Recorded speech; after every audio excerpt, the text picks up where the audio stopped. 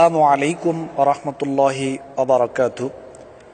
বিসমিল্লাহ আলহামদুলিল্লাহ ওয়াসসালাতু ওয়াসসালামু আলা রাসূলিল্লাহি ওয়া বা'দ। সম্মানিত মুসলিম ভাই ও বোনেরা, দীর্ঘ অনেক দিন যাবতই কয়েকজন দিনী ভাই আমাকে ফোন করে প্রশ্ন করছেন বা ফেসবুক মেসেঞ্জারের মাধ্যমে প্রশ্ন করছেন যে গণতন্ত্র জায়েজ কিনা। এই ব্যাপারে আপনার জবান থেকে কিছু কথা আমরা শুনতে চাই। তো অনেকদিন ধরেই চিন্তা করছি যে কথাটা বলবো, তা আজকে একটু সময় হলো, তাই চিন্তা করলাম যে আপনাদের সামনে এই বিষয়টা নিয়ে কথা আসা উচিত। দেখুন, বাংলাদেশের যে গণতন্ত্র, এটার যে বৈশিষ্ট্য, নিঃসন্দেহে ইসলামে এটা জায়েজ হতে পারে না। কোনোদিন এটা ইসলামেরও কোনো নিয়ম নীতির বৈশিষ্ট্য এটা হতে পারে না। নিঃসন্দেহে বাংলাদেশের যে গণতন্ত্র, এটা ইসলামে জায়েজ নাই। তবে একটা জিনিস, পুরা পৃথিবীতে যত মুসলিম উম্মাহ রয়েছে, আমি সবাইকে লক্ষ্য করে একটা কথা বলতে চাচ্ছি, দল মত নির্বিশেষে, যে গণতন্ত্র জায়েজ নাই বা হারাম, এটা কিন্তু নির্দিষ্ট কোনো দল বা ব্যক্তির জন্য নয়। এটা কিন্তু ভালো করে মনে রাখতে হবে। গণতন্ত্র জায়েজ নাই, এটা কিন্তু নির্দিষ্ট কোনো দল বা কোনো ব্যক্তি বা কোনো গোষ্ঠীর জন্য বা কোনো দেশের জন্য নয়, সমস্ত মুসলিম উম্মার জন্য। এটা কিন্তু আমাদের ভালো করে খেয়াল রাখতে হবে। কেন? যেমন আমাকে একটা মসজিদে খুতবার পরে প্রশ্ন করা হলো যে ভাই, গণতন্ত্র জায়েজ কিনা। তা আমি দেখলাম যে তার প্রশ্নটা এমন ভাবে সে করলো যে কাউকে অ্যাটাক করার জন্য প্রশ্ন করেছে। তখন আমি বললাম যে ভাই দেখেন, গণতন্ত্র নিঃসন্দেহে এটা জায়েজ নাই, হারাম। তবে এটা নির্দিষ্ট বা দল বা কোনো ব্যক্তির জন্য হারাম নয়, সমস্ত মুসলিম উম্মার জন্য হারাম। পরে আমি বললাম যে আমার সামনে ধরেন আনুমানিক 15 থেকে 1600 মুসল্লি হয়তো বা আপনারা হবেন, হাত তোলেন কারা কারা আওয়ামী লীগ বিএনপি করেন না। উনি মূলত একটু জামাতকে ইন্ডিকেট করেছিল। তাই আমি বললাম যে হাত তোলেন কারা কারা আওয়ামী লীগ বিএনপি করেন না। তো সেখান থেকে হাত তুলেছে মাত্র 9 জন।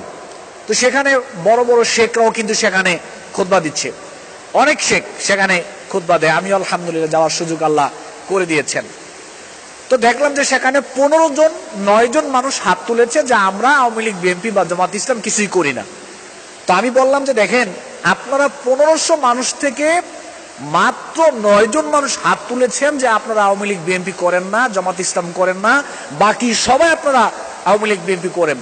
তো আওয়ামী লীগ বিএনপি করলে গণতন্ত্র হয় না, জামাত ইসলাম করলে গণতন্ত্র হবে কেন? এটা ছিল আমার প্রশ্ন। ওনারা জবাব দিতে পারেননি। সুতরাং এখানে প্রশ্নটা আমরা শুধুমাত্র জামাত ইসলামকে ইন্ডিকেট করে করব না, আমরা সমস্ত মুসলিম উম্মাহকে ইন্ডিকেট করে কথাটা বলবো যে ভাই দেখেন, বাংলাদেশের যে গণতন্ত্র রয়েছে এটা ইসলামে জায়েজ নাই, সবাইকে এখান থেকে ফিরে আসতে হবে। এখন কে আওয়ামী লীগ করে, কে বিএনপি করে, কে জামাত ইসলাম করে, এটা আমাদের দেখার বিষয় নয়। কারণ ভুল সবার জন্যই ভুল, দোষ সবার জন্যই দোষ, পাপ সবার জন্যই পাপ, গুনাহের কাজ সবার জন্যই গুনাহের কাজ। এটা কিন্তু আমাদের খুব ভালো করে মনে রাখতে হবে। আমি এই কথাটা বললাম কেন?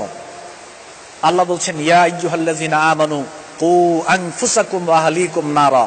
আল্লাহ বলছে ঈমানদার সম্প্রদায়, হে ঈমানদার সমাজ, নিজের আগে অপরাধ থেকে বাঁচো, পাপ কাজ থেকে নিজের আগে বাঁচো, তারপরে পরিবারের লোকদেরকে, তোমার আহাল যারা রয়েছে তাদেরকে বাঁচানোর চেষ্টা করো। একদিকে যদি আমি নিজে অপরাধ করি, আবার আরেকজনকে আমি বলি তুমি অপরাধ করো কেন, তাহলে সমস্যা। আমাদেরকে যে কাজটা করতে হবে সেটা হলো প্রথমে আমাদেরকে অপরাধ থেকে দূরে থাকতে হবে, তারপরে অন্যদেরকে অপরাধ থেকে ফিরিয়ে আনার চেষ্টা করতে হবে।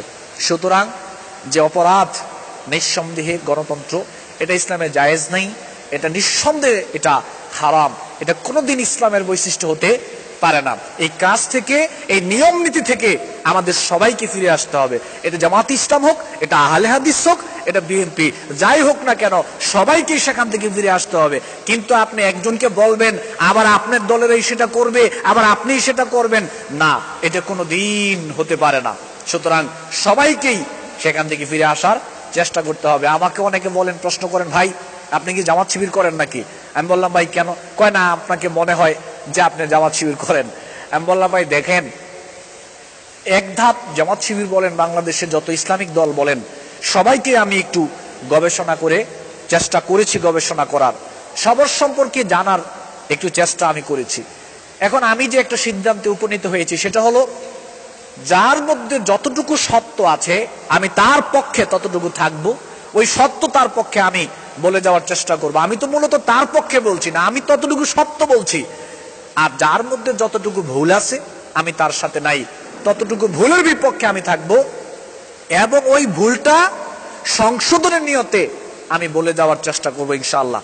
সুতরাং আমি যেই নীতিতে এখন সামনে আগাচ্ছি সেটা হলো, যেখানে সত্য পাবো সেটার পক্ষে থাকবো, যেখানে মিথ্যা পাবো আমি তার বিপক্ষে থাকবো, সেটার পক্ষে আমি যাব না। ওইটাকে সংশোধনের নিয়তে আমি কথা বলার চেষ্টা করব। সুতরাং আমাদের এরকম হওয়া উচিত, প্রত্যেকের মধ্যে ভুল ত্রুটি রয়েছে, আমাদের সত্যের পক্ষে থাকা উচিত, ভুলের বিপক্ষে থাকা উচিত। সত্যের পক্ষ থেকে ভুলকে সংশোধনের নিয়তে আমাদের কথা বলা উচিত বলে আমি মনে করি। সুতরাং যেখানে কোরআন সুন্নাহ রয়েছে আমি সেখানে আসি, যেখানে কোরআন সুন্নাহর খেলাফ আমি সেখানে কারোর সাথে নেই। সেটা আমার পরিবার হোক, আমার ব্যক্তি হোক, আমার সমাজ হোক, আমার দল হোক, আমি কোনো কিছুই বুঝি না। যেখানে কোরআন সুন্নাহ থাকবে আমি সেখানে রয়েছি, যেখানে কোরআন সুন্নাহ থাকবে না আমি সেখানে নাই। যেখানে কোরআন সুন্নাহ যতটুকু রয়েছে আমি ততটুকু রয়েছি, যেখানে কোরআন সুন্নাহ পূর্ণাঙ্গ রয়েছে আমি সেখানে পূর্ণাঙ্গভাবে থাকার চেষ্টা করব ইনশাআল্লাহ। আর যেখানে কোরআন সুন্নাহর গ্যাপ রয়েছে, পূর্ণাঙ্গ কোরআন সুন্নাহ নাই, আমি সেখানে পূর্ণাঙ্গ ভাবে থাকতে পারবো না। যার মধ্যে যতটুকু ভালো রয়েছে আমি তার সাথে ততটুকু আছি, যার মধ্যে যতটুকু ভুল রয়েছে আমি যতদিন বেঁচে থাকি আমি ভুলের বিপক্ষে সংশোধনের নিয়তে কথা বলে যাওয়ার চেষ্টা করবো ইনশাআল্লাহ। এজন্য যেই জিনিসটা হারাম এটা সমস্ত মুসলিম উম্মার জন্যই হারাম, নির্দিষ্ট কোনো দল বা ব্যক্তির জন্য নয়। আমাদের উচিত সবাইকেই এই ভুল ত্রুটি থেকে ফিরে আসা। আল্লাহ সুবহানাহু